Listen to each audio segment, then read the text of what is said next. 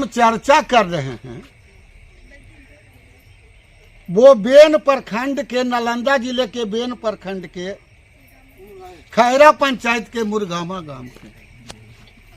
मुरगामा गांव में 4 किसानों के साथ जो घटना घटी है वो घटना दिल दहला देने वाली है।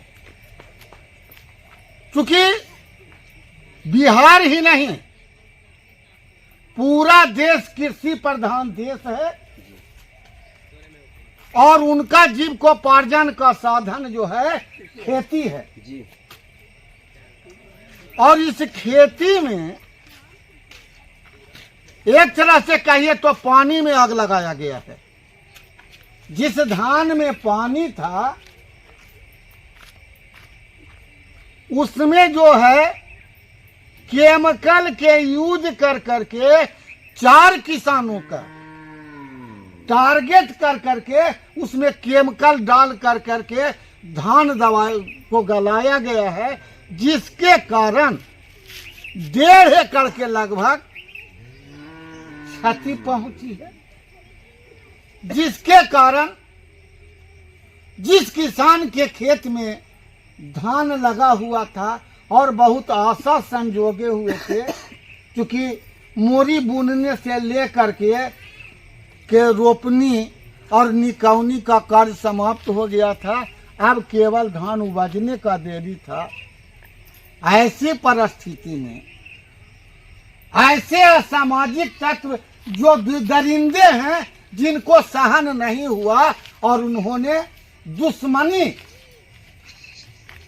का खयाल पाल कर करके उसमें केमिकल डालने का काम किया। यह घटना दिल दहला देने वाली बात है, ताकि उनके बच्चे भूखे मरे और विकास की गाड़ी जो है रुक जाए। क्योंकि यह पूरा गांव है वो खेती करने वाला ही है। सर्वविदित है कि कुर्मी और कोयरी 2 जात बिहार में ऐसा है जिसका जीविकोपार्जन का साधन खेती ही है। बाले बच्चे मिल कर करके खेती करने में अगर कोई माहिर है तो 1 नंबर पर कोयरी और दूसरे नंबर पर कुर्मी आता है। कि आज 2-3 दिन घटना का हो गया और इसको देखने के लिए न अंचलाधिकारी आए हैं न राजस्व कर्मचारी आए हैं। मैं खास करके इस सूबे के कैबिनेट मंत्री श्री श्रवण कुमार जी से आग्रह करता हूं कि मुख्यमंत्री के बाद आपका 2nd स्थान बिहार में कैबिनेट मंत्री में आता है और ये सब आप ही के वोटर तड़प रहे हैं।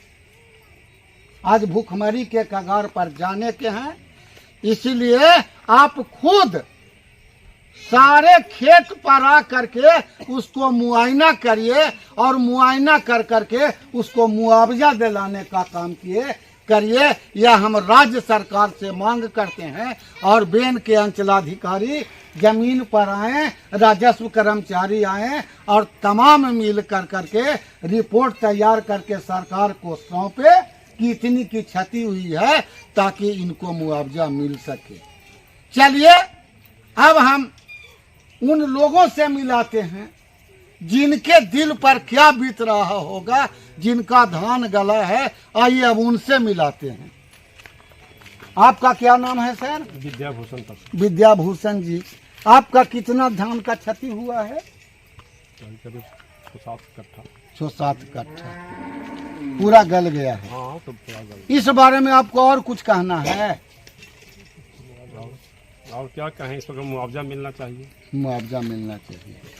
अब दूसरे जो हैं अब इनसे मिलाते हैं। आप अपना परिचय बताइए। बीना कुमार। घर मुरगामा। हाँ, आपको इस बारे में क्या कहना है? कहना है कि इसको मुआवजा मिलाया जाए। किनसे मुआवजा का मांग कर रहे हैं? प्रखंड से, बेन प्रखंड से। अच्छा। मंत्री जी से भी कुछ आशा रखते हैं? जी जी। चलिए अब तीसरे किसान से मिलाते हैं। वही। अब ये बोलिए, इतनी उम्र में मैंने उपजाया हुआ पर कहता कि ओला पड़ गया, बोलिए ये खेत पर चलने लायक आदमी नहीं है और खेत पर आने के लिए मजबूर हैं। इस बारे में आपको क्या कहना है चाचा? तो ये कहेंगे जलाएंगे बीच सरकार से कुछ कहना चाहते हैं? तो मुआवजा नहीं है। मुआवजा मिलना चाहिए। चलिए इन्हीं के साथ हम समाप्त करते हैं और अंत में माननीय मंत्री जी से खास करके आग्रह करते हैं कि पीड़ित किसान से आकर के मिलिए और इसको मुआवजा दिलाने का काम करिए। जय बिहार की जनता।